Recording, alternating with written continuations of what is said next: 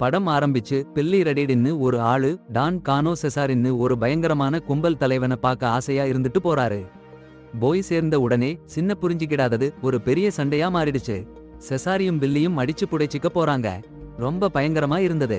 அப்போதான் நக்கி டொனடெல்லின்னு பில்லியோட உண்மையான உதவியாளர் வந்து சண்டைய சமாதானம் பண்ணி எல்லாரையும் அமைதியா வைச்சாரு.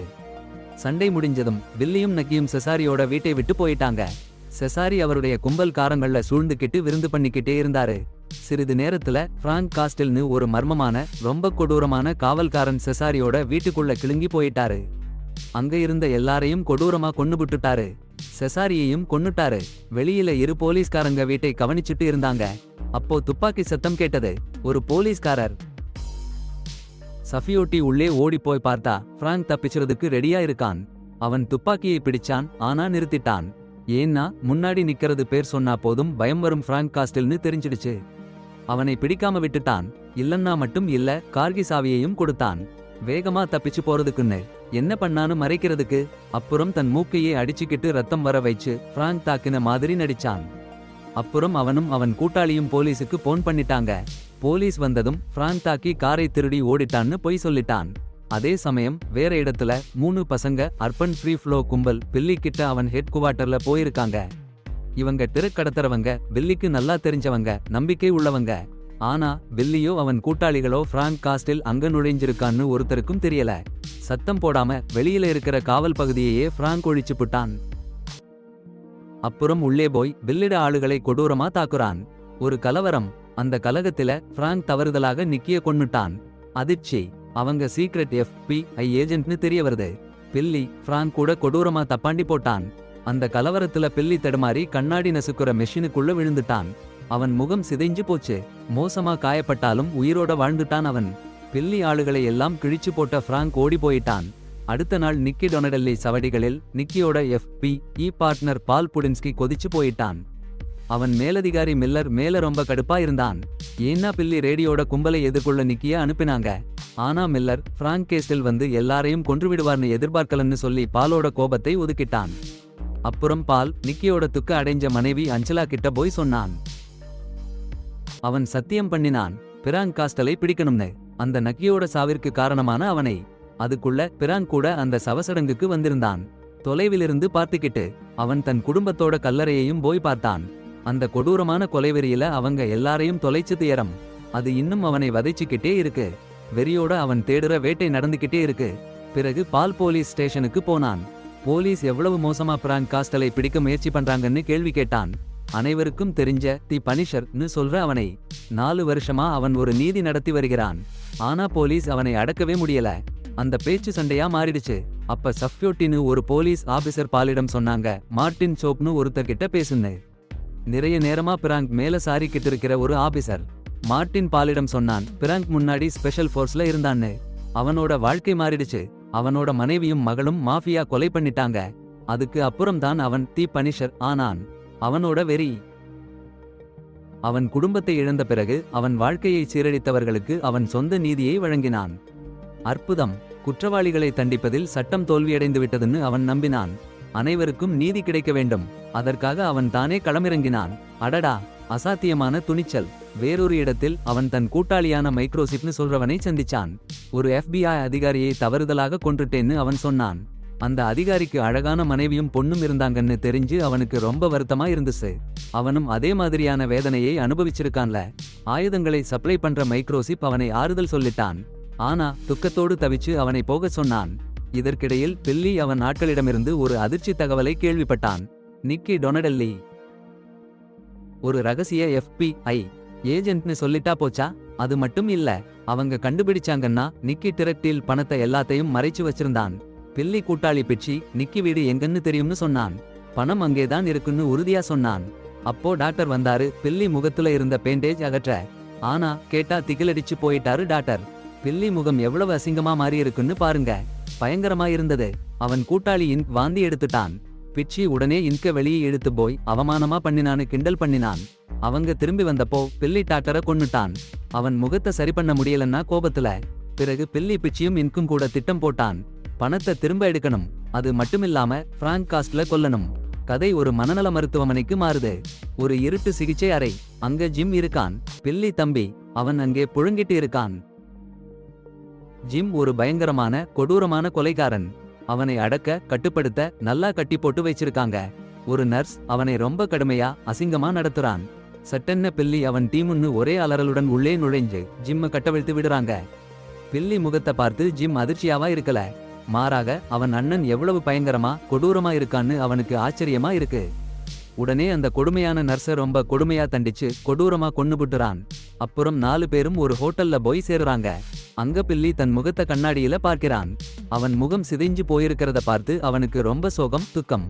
ஜிம் அவனை ஆறுதல் படுத்தி பிராங்க கண்டுபிடிச்சு தண்டிப்போம்னு சொல்றான். அவன் சோகத்தை தணிக்க ஜிம் எல்லா கண்ணாடிகளையும் உடைச்சு போடுறான்.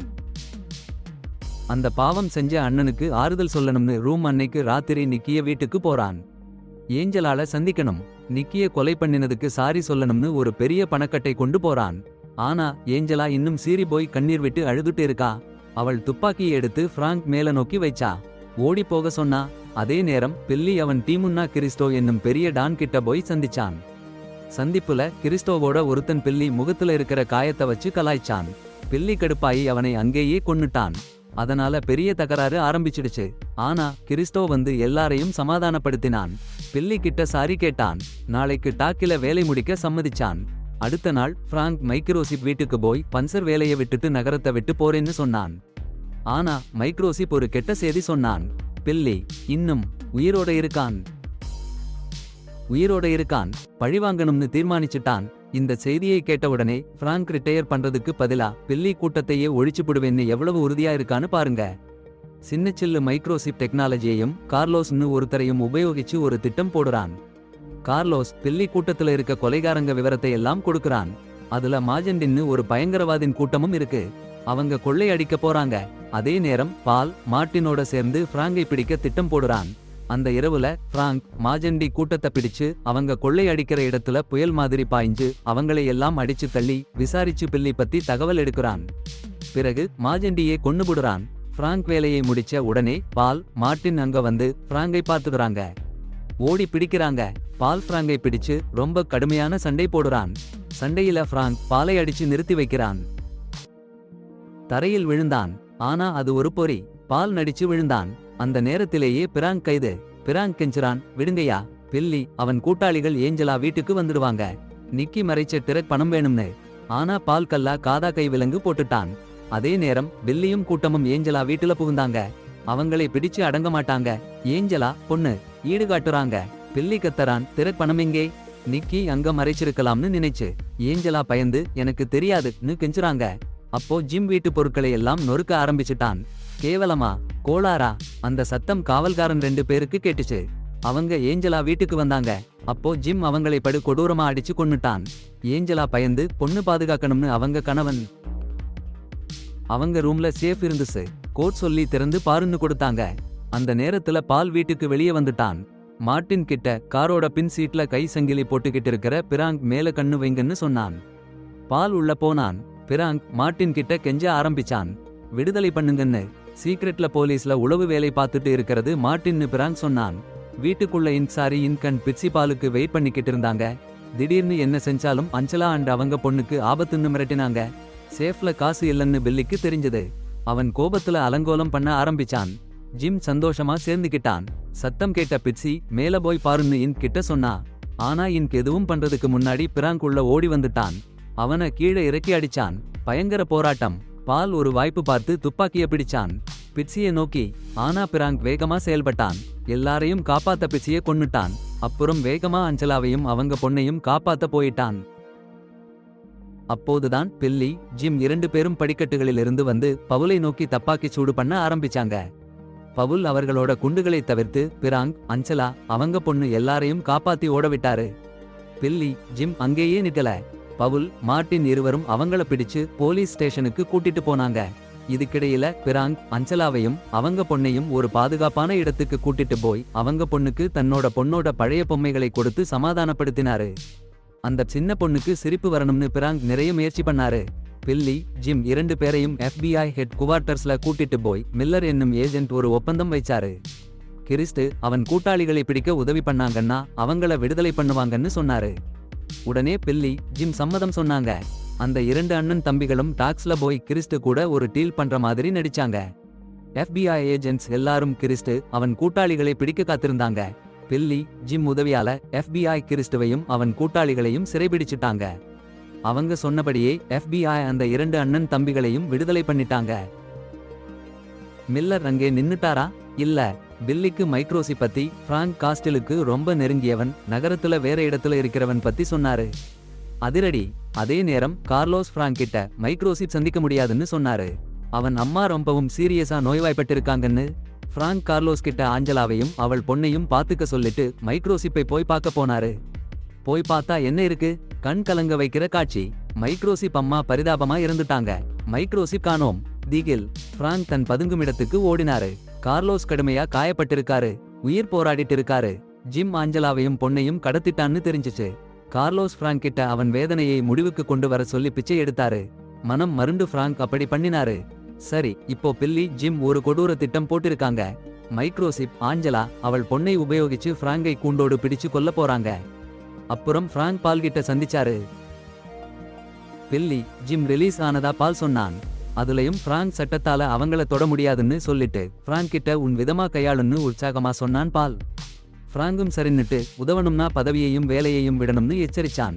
பதவி வேலை எல்லாம் பேர்ல இல்லன்னு சிரிச்சுட்டு சம்மதிச்சான் பால். அப்புறம் என்ன நடந்ததுன்னா பில்லி ஜிம் புது கூட்டாளிகளை சேர்ந்து பிராங்க் மேல வெறியோட பழிவாங்க பப்ல கூடினர். ஆனா பிராங்க் அவங்க மறைவிடத்தை கண்காணிச்சுட்டு இருந்தான். துப்பாக்கியோட காவல்காரங்க சுத்தி வளைச்சிருந்தாங்க. அதே நேரம் பால் கிறிஸ்டாவோட அப்பா கிட்ட போய் ஒரு ஒப்பந்தம் வைச்சான். பில்லி கிறிஸ்டாவை சிறையில போட்டிருக்கானே, அவனுக்கு பழிவாங்க சேர்ந்து வேலை பண்ணலாம்னு சொன்னான். கிறிஸ்டா அப்பா உடனே சம்மதிச்சுட்டாரு. அந்த இரவு அவருடைய நம்பிக்கைக்குரிய ஆட்கள் கூட்டத்தோட பில்லி மறைவிடத்துக்கு போனாங்க. புனிஷர் கூட சேர்ந்து போராடணும்னு சொல்லிட்டு போனாங்க. அங்க என்ன நடந்தது தெரியல. ஆனா ஏஞ்சலா. கதை தொடரும். அவருடைய பொண்ணையும் சின்னஞ்சிறிய சிப்ஸையும் ஒரு சின்ன அறையில புள்ளிச்சு பிடிச்சு வச்சிருந்தாங்க. பில்லி ஜிம்னு 2 பேருடைய கொடுமை திட்டத்துல.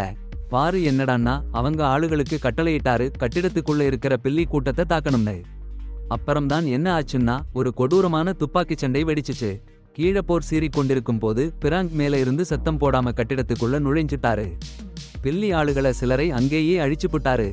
ஆனா சீக்கிரமே அவருக்கு ஜிம்முடன் ஒரு பயங்கரமான சண்டை வந்துருச்சு. ஒரு சிறப்பு படை வீரராக இருந்தாலும் பிராங்க் கஷ்டப்பட்டாரு. ஜிம் சண்டையில விடுபட்டு பிணைகளை வச்சிருந்த அறைக்கு ஓடி போயிட்டாரு. அந்த அறையில பில்லி சிப்ஸ கையில துப்பாக்கி வச்சு நிறுத்தி வச்சிருந்தாரு.